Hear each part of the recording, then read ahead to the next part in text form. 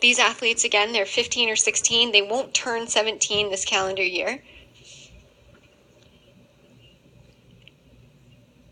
And we'll see who can bring this one home this year. Last year it was won by Thompson Boat Club out of Washington, D.C.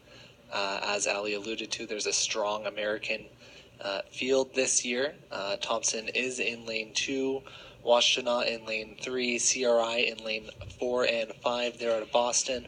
West Side Rowing Club out of Buffalo, just over the border here from St. Catharines.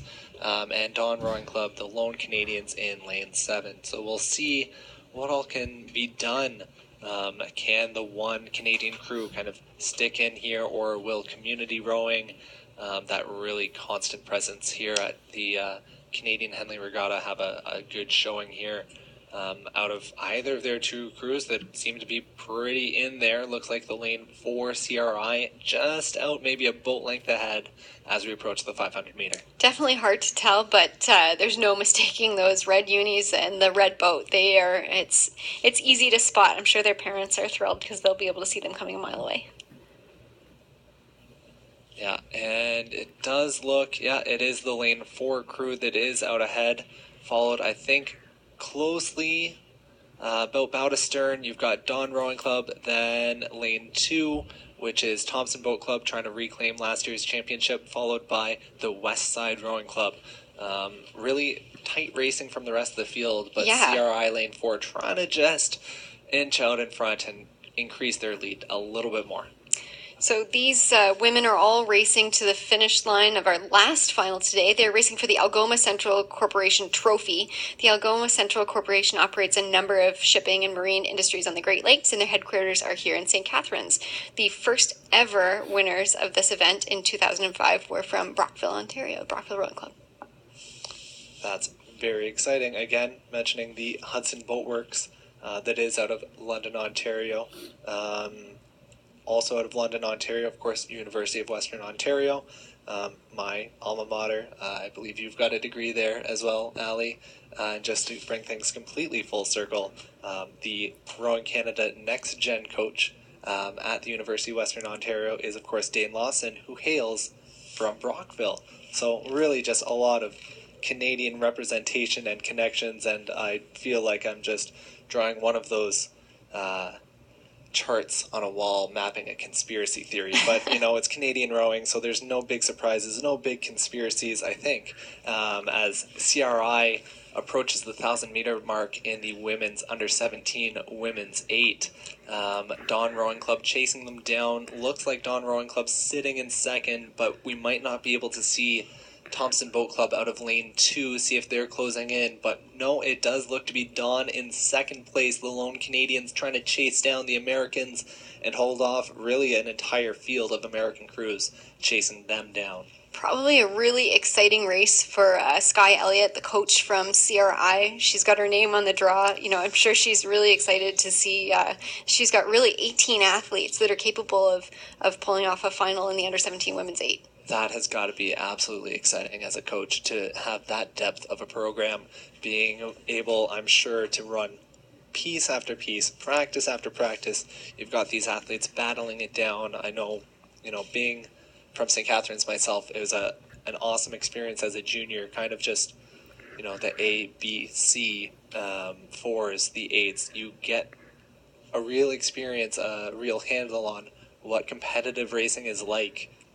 Even when you're not racing, you can just kind of do it Monday to Saturday, every practice.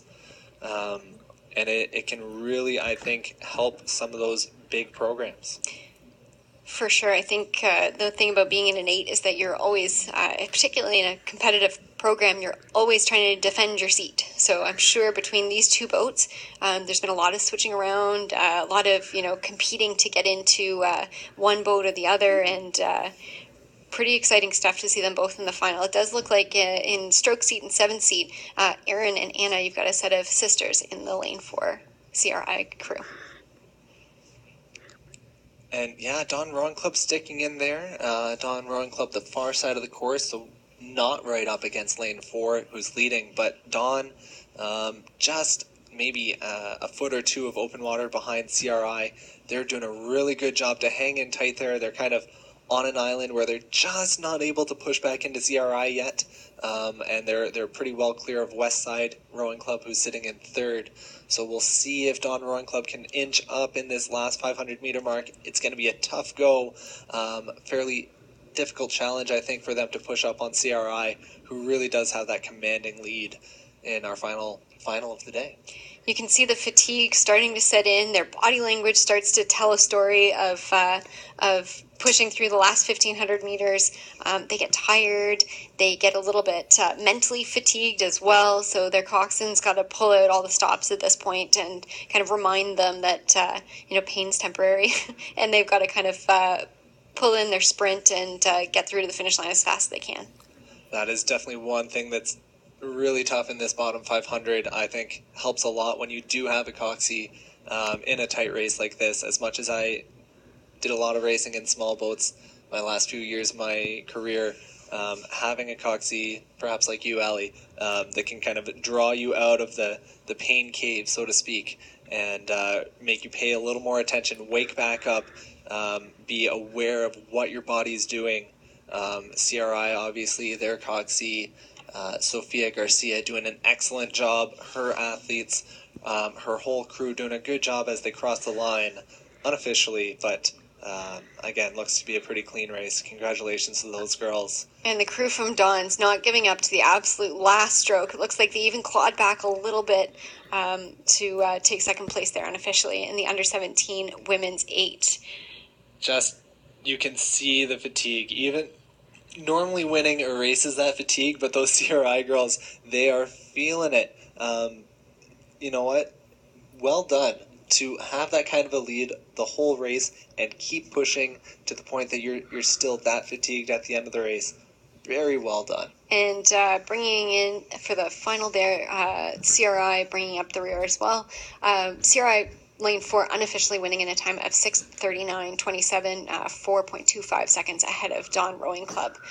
You've been watching all the finals